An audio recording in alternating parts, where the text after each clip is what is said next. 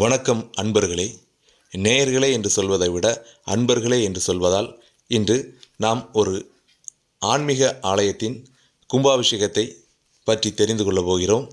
கன்னியாகுமரி மாவட்டம் பறக்கை பகுதியில் நெற்களஞ்சியமாக விளங்கும் வயல்வெளிகளின் மத்தியில் வீற்றிருக்கும் அருள்மிகு ஸ்ரீ கூடையார் கண்டன் சாஸ்தா திருக்கோவிலில் இன்று மகா கும்பாபிஷேக விழா நடந்து முடிந்துள்ளது. இந்த கோவில் கும்பாபிஷேகத்தை நாகர்கோவில் மாநகராட்சி மேயரின் சீரிய முயற்சியால் இந்து அறநிலைத்துறை சார்பில் நடத்தப்பட்டது. நாகர்கோவில் மாநகராட்சி மேயர் மகேஷ் கடந்த ஓராண்டுக்கு முன்பு மாவட்டத்தில் உள்ள இந்து அறநிலைத்துறைக்கு உட்பட்ட கோவில்களை பராமரிக்கும் பணியில் ஈடுபட்டிருந்தார். அப்போது இந்த கோவிலுக்கு வந்து பார்த்தபோது சில அதிசய நிகழ்வுகள் நடந்துள்ளதாகவும், மேலும் இந்த கோவிலில் மிகவும் பாதுகாப்பற்ற நிலையில் இருந்துள்ளது. இதனை மாற்றி அந்த ஐயப்பன் சுவாமி என்று சொல்லக்கூடிய சாஸ்தா சிலையை மாற்றி சிறப்பாக அமைக்க வேண்டும் என முயற்சி மேற்கொண்டார். மேலும் இப்பகுதியில் உள்ள விவசாய நிலங்களில் அறுவடை நேரங்களிலும் பயிரிடும் நேரங்களிலும் விவசாயிகள் இந்த சாஸ்தாவை வணங்கி செல்வது வழக்கம். விவசாயிகளுக்கும் விவசாயத்திற்கும் அரணாக விளங்கும் இந்த சாஸ்தா கோவிலில் கும்பாபிஷேகம் நடத்த வேண்டும் என்ற முயற்சியில் மேயர் மகேஷ் ஈடுபட்டு இந்த அஷ்டபந்தன மகா கும்பாபிஷேகத்தை நடத்தி முடித்துள்ளார். ஆனால் இந்த கோவிலுக்கு இங்கு வர வேண்டும் என்றால் சுமார் 500 அடி நடந்து வர வேண்டும். அது மழைக்காலங்களில் வருவதென்றால் மிகவும் கடினமான காரியம். ஆனாலும் பக்தர்கள் வந்து இன்று கும்பாபிஷேகத்தில் கலந்து கொண்டனர். குறிப்பாக கன்னியாகுமரி சட்டமன்ற உறுப்பினர் தளவாய் சுந்தரம், எம்பி விஜய் வசந்த், இந்து அறநிலைத்துறை அறங்காவலர் குழு தலைவர் பிரபா ராமகிருஷ்ணன் மற்றும் இந்து அறநிலைத்துறை அதிகாரிகள், பறக்கை பஞ்சாயத்து தலைவி மற்றும் அப்பகுதி மக்கள், விவசாயிகள், ஏராளமான பக்தர்கள் கோவில் கும்பாபிஷேகத்துக்கு வருகை தந்து சிறப்பு கலந்து கொண்டனர். மேலும் இந்த கோவில் கும்பாபிஷேகத்தை ஏன் நடத்த வேண்டும் என மேயர் மகேஷ் விருப்பப்பட்டார் என்ற விருப்பத்தையும் கும்பாபிஷேகம் நடத்த எடுத்த முயற்சியையும் மேயர் மகேஷ் அவர்கள் இது குறித்து இந்த காணொளியில் தெளிவாக கூறியுள்ளார். மேலும் இறைவனின் அருள் அனைவருக்கும் கிடைக்க வின்னிங்ஸ் நியூஸ் குழு சார்பில் பார்த்த அனைவருக்கும் நன்றியுடன் வாழ்த்துக்கள்.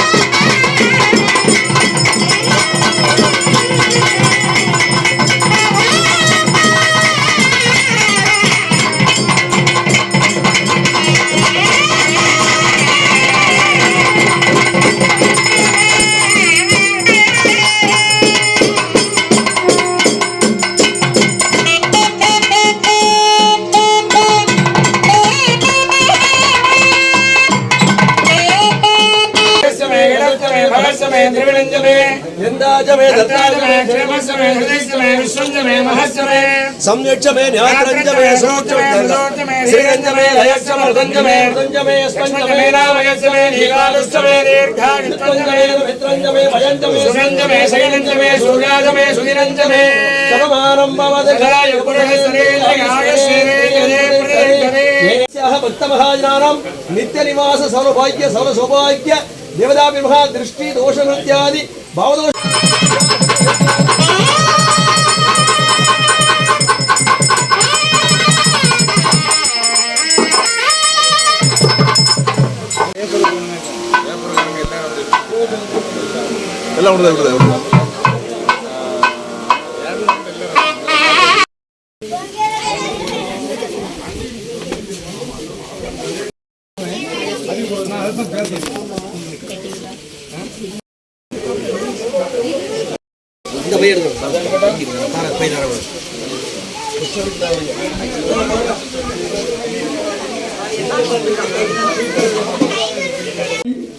தரிசிப்பார்கள். பக்கத்தில் இருக்க பறக்கை மதுசூன பெருமாள் கோயில் பக்தர்கள் நிறைய போறாங்க. அதே மாதிரி சுசீந்திரம் நம்முடைய மாவட்டத்தில் சுசீந்திரத்துக்கு பேர்ல தான் இந்த அறநிலையத்துறை இருக்கிறது. பெரிய கோயில். ஆயிரக்கணக்கான மக்கள் தினமும் என்ன செய்யறாங்க?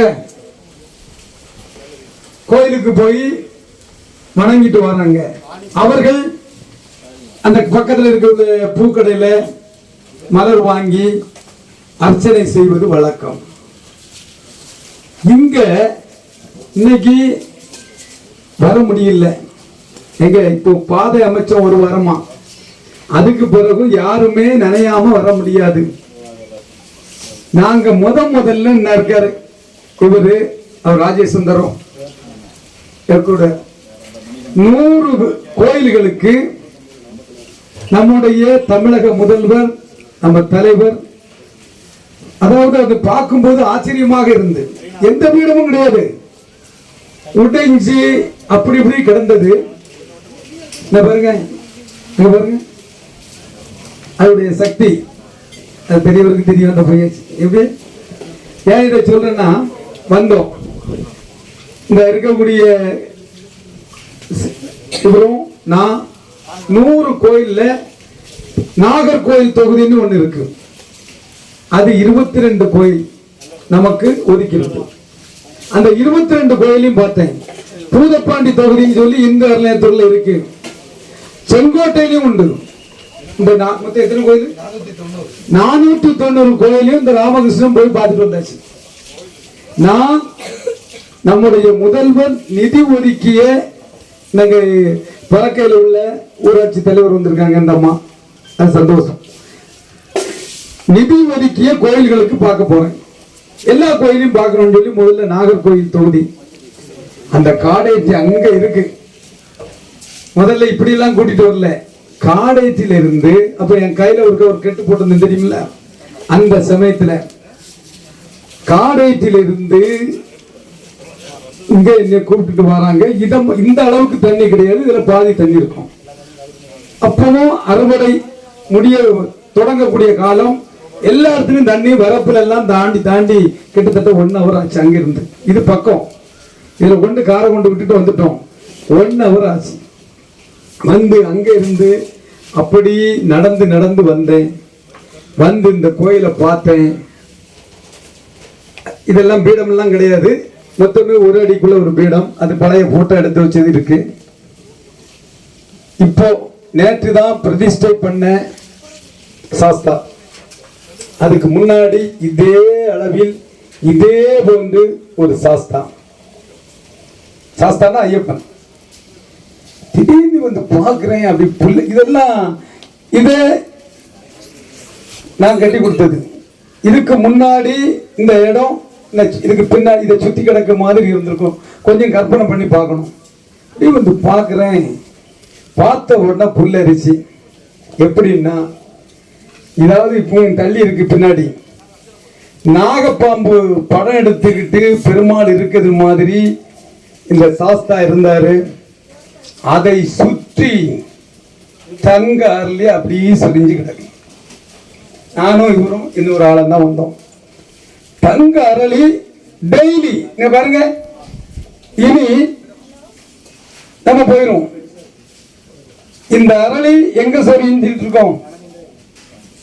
இங்க சாமிக்கு மேல அந்த பீடத்துல சாமிக்கு மேல அதை சுத்தி அந்த கீழே உள்ள பீடம் இப்பதான் வச்சிருக்கு. முந்தி உள்ள சாமிக்கு அது கிடையாது. அப்படி சொரிந்து எங்க கிடக்குது இந்த தங்க அரளி. அப்படி இந்த இடத்துக்கு யாரும் வரமாட்டாங்க. இதுக்குள்ள சரித்திரத்தை விசாரிக்கின்ற போது முதல்ல விதை விதைக்கின்ற போது உழுது விதை விதைக்கின்ற போது இந்த புறவுன்னு சொல்லுவாங்கல்ல, இந்த தண்ணி அந்த புறவுக்காரங்க இதுல வந்து என்ன பண்ணுவாங்களாம், பூஜை பண்ணுவாங்களாம் ஒரு நாள். அதுக்கு பிறகு அறுவடைக்கு முன்பாக நாளைக்கு அறக்க தொடங்குறாங்கன்னா அதுக்கு முன்னாடி ஒரு பூஜை பண்ணுவாங்களாம். அப்போ அவங்க என்ன வாங்கிட்டு வருவாங்க, மலர் வாங்கிட்டு வருவாங்க. வந்து ஒரு மாலையில இப்பெல்லாம் போட்டது மாதிரி மாலை போட்டு பூஜை பண்ணுவாங்க. ஆனால் அதிசயம், இது எப்படி வளர்க்கப்பட்ட தங்க அரளி என்று தெரியாது. தானாக வளர்ந்ததா இல்லது வளர்க்கப்பட்டதான்னு தெரியாது. அப்படியே வளர்ந்து தினம் தினம் இந்த சாஸ்தாவுக்கு அது மலர் சொரிந்து இருந்ததை பார்த்த உடனே புல்லரிச்சு போச்சு. தொடர்ந்து வர தொடங்கினேன். புதனும் செவ்வாயும் இங்க பூஜை கொடுப்பதற்கு அந்த பெரியவருங்க பறக்கக்காரர் இருக்காரா ஐயா? இந்த இருக்காரு ஒரு பறக்க. நான் பறக்க மதுசூதன கோயிலுக்கு போவேன். அவரை பார்த்து புதனும் செவ்வாயும் மலர் வைத்து பூஜை செய்வதற்கு தொடங்கணும். அதற்கு பிறகு இயற்கையாகவே ஒரு 3 பேர் நாங்க போவோம். விஐபி கார்டன், தினமலர்ல இருந்து மணிகண்டன் ஒரு ரிப்போர்ட்டர், 3 பேரும் தொடர்ந்து மாசந்தோறும் எங்க போவுக்கு கொடுத்து வைத்து ஐயப்பன் கோயிலுக்கு மாசந்தோறும் போவோம். அந்த வாய்ப்பு கிடைத்தது. இங்க வந்து பார்த்தோம். பார்த்த உடனே இந்த கோயிலுக்கு ஏதாவது செய்யணும்னு நினைச்சு இந்த சுற்று சுவர் முழுக்க கட்டி கொடுத்து இன்னைக்கு இவ்வளவு மழையிலையும் மேடாக இருந்து, இல்லைன்னா அதே மட்டத்தில் தான் இருந்து மேடாக இருந்து கடைசி கும்பாபிஷேகத்தை நடத்துகின்ற வாய்ப்பு எனக்கு கிடைத்திருக்கிறது. நான் இறைவன் என்னை நல்ல முறையில் வச்சிருக்கிறாங்க. தொடர்ந்து இந்த பணி இங்கு ஆற்றுவேன். இந்த விஷயத்தை புரிந்து கொள்ள வேண்டும். ஏதோ இவ்வளவு யாருமே இங்க வரமாட்டாங்க. இப்போ இவ்வளவு பாதை அமைத்து இந்த தோப்பு பழவளையில் உள்ள சுயம்புங்க கூடிய வாத்தியார், அது முதல்ல யாரும் கொடுக்க மாட்டேன்ட்டாங்க. நான் ஃபோன் பண்ணி அண்ணாச்சி இந்த கோயிலுக்கு சொன்னா அவரு இப்போ இதுவரை பாதை போட்டு தருவோம்னு சொல்லிட்டாரு. எதுவரை அவருக்கு இடம் வர உங்க கார் வரக்கு நான் பாதையை இப்போ வந்திருக்குல்ல, பாதையே போட்டு தந்துருவாரு. அந்த அளவுக்கு இங்க வந்து பாக்குறேன். பார்த்த உடனே அந்த அளவுக்கு இருந்து அப்படியே மேல பாக்குறேன். 3 எது கருடன் 3 பறந்து. அது உங்களுக்கு தெரியும். இந்து மதத்தை சார்ந்தவர்கள் கருடன் இன்னைக்கு கும்பாபிஷேகத்துக்கு மழை வரணும், அதுதான் சாஸ்திரம். மழை அந்த சமயத்தில் கும்பாபிஷேகத்தில் மழை வந்து கருடன் பறந்து அவ்வளவு சக்தி உள்ளது. அதனால இதற்கு பணி செய்து கொண்டிருக்கிறேன். எனக்கு ஒரு ஆசை, இறைவன் ஆயுளை கொடுத்தால் 12 வருஷத்துக்கு ஒருக்கத்தான் என்ன செய்வாங்க, கும்பாபிஷேகம் எடுப்பார்கள். அடுத்த கும்பாபிஷேகத்தை எடுப்பதற்கு ஒரு ஆயுளை கொடுத்தால் கண்டிப்பா அந்த கும்பாபிஷேகத்தை எடுப்பேன் என்பதை இந்த நேரத்தில் தெரிவித்துக் கொள்கிறேன். அது மட்டுமில்ல, எனக்கு சில பேருக்கு நன்றி சொல்லணும். நம்ம ஜேசி இங்க வந்திருக்கிறாரு. ஜேசிக்கே ஆச்சரியமா இருக்கும். ரத்னவேல் பாண்டியன் சார் இருக்கிறாரு, அவருக்கே ஆச்சரியமாக இருக்கும். ஏன்னா ஒரு வாரத்துக்குள்ளால என்னைக்கே இந்த ஆர்டர் வந்திருக்கா சார், இந்த மாதிரி ஒரு வாரத்துக்குள்ளால கும்பாபிஷேகத்துக்கு ஆர்டர். திடீர்னு நினைச்சோம் இந்த எலெக்ஷனுக்கு ஃப்ரீயா இருக்கிறோம்ல, கவுண்டிங் முன்னாடி என்ன செய்கிறோம், கும்பாபிஷேகத்தை எடுக்குமேன்னு சொன்னேன். இவங்க இங்க இருந்து ஜேசி மூலமாக இங்க இருந்து எங்க அனுப்புனாங்க, ஆணையருக்கு அனுப்புனாங்க. நான் இப்ப சென்னை போன உடனே சேகர் பாபு மினிஸ்டரை பார்த்தேன். பார்த்து அண்ணே கும்பாபிஷேகம் இந்த கதையெல்லாம் சொன்னேன். அப்படியா, அப்படி ஒரு கோயில் இருக்கா அப்படின்னாரு. ஆமாண்ணே, உடனே ஏற்பாடு செய்தாங்க. சத்தியமா 21ஆம் தேதி, 23 முந்தா நேரத்து ஆர்டரே வந்து முந்தா நேரத்து சார். அதே மாதிரி இங்க இருக்கக்கூடிய ராஜகுமார் சார், அவர் தான் இன்ஜினியர், ரொம்ப உதவி. அது மாதிரி ஹரி பத்மநாபன் ஒரு வாரமா இங்கதான் வேலை.